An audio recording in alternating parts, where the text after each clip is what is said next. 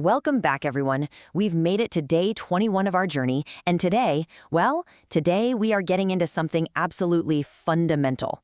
We're going to explore the literal engine that makes modern artificial intelligence actually work. If you've ever found yourself wondering what on earth is happening under the hood of those massive systems that process endless streams of data, well, you're definitely in the right place.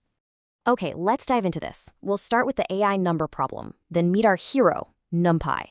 After that, we're going to forge some arrays, check out their key attributes, and wrap up with some real-world data applications. Section 1. The AI number problem. So, think about the absolute sheer scale of modern AI for a second. Every single image it recognizes, every sentence translated, every prediction, it literally all boils down to just an unimaginably vast ocean of numbers. We're not talking about, a few dozen data points here. We're talking about a staggering, relentless volume of computations all happening at the exact same time. Which really brings up a critical question, right? How can AI process millions of numbers efficiently? Imagine trying to sort through millions of physical files by hand. You'd completely collapse. Standard loops in Python, they actually face that exact same exhaustion when they're hit with AI-scaled data.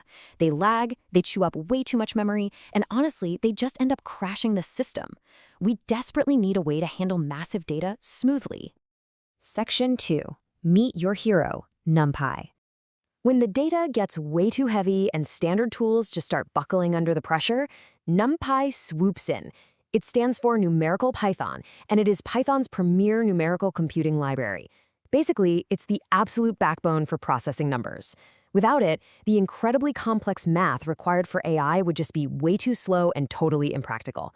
It's built specifically for this job, bypasses Python's usual speed limits by running highly optimized C code right there under the hood. And this contrast is literally night and day. Standard Python lists use scattered memory allocation, which is essentially just a really slow collection of pointers jumping around to different locations. NumPy, on the other hand, uses extremely fast arrays. It packs data super tightly into continuous memory blocks. It's totally focused on high-performance scientific computing, meaning it processes data at lightning speed while using just a fraction of the memory. Section 3. Forging NumPy Arrays. Let's actually shift gears here and build up your toolkit. This is where the magic happens. To really grasp this, think of arrays as incredibly rigid, structured containers for your numbers.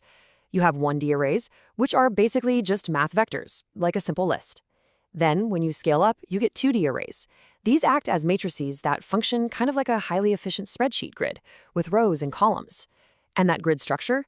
It's exactly how AI models conceptually map out things like raw images or massive tables of data. NumPy gives us this incredible arsenal of creation tools to build this out. You can convert existing data instantly using array. Or, if you need a blank slate, zeros fills an entire array with zeros, and ones fills it with, ones. If you need a sequence of numbers, arrange spits them out instantly. And linspace is super cool because it perfectly spaces out numbers between two specific points. You can forge the exact digital structure you need in a matter of milliseconds. Moving right along to Section 4, Key Array Attributes.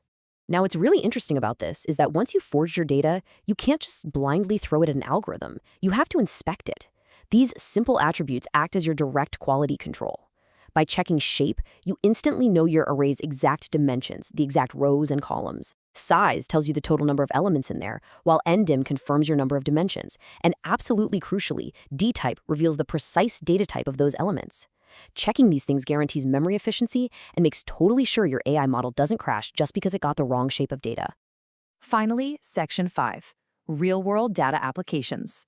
It's one thing to make these arrays, but let's see this code actually working in the real world. NumPy is basically the silent powerhouse driving three massive fields. First, machine learning, where it easily handles the vast datasets you use to train models. Second, computer vision.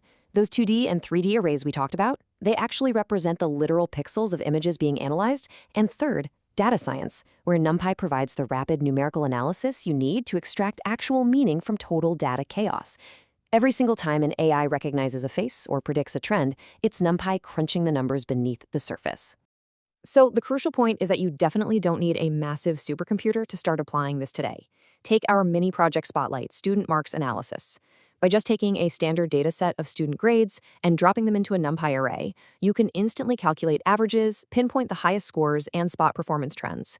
It's a completely concrete, accessible way to start your journey before you move on to those crazy billion-parameter AI models. We've covered a lot of ground here today, guys. You've seen the sheer efficiency of NumPy, how its C-level optimization completely solves the AI number problem, and how you can create and inspect your very own data arrays. But now, it's assignment time. You know NumPy powers the foundations of artificial intelligence, so how will you build your first array today? Take what you've learned, fire up your coding environment, and just start practicing. The whole world of AI is literally waiting for you to write that very first line of code.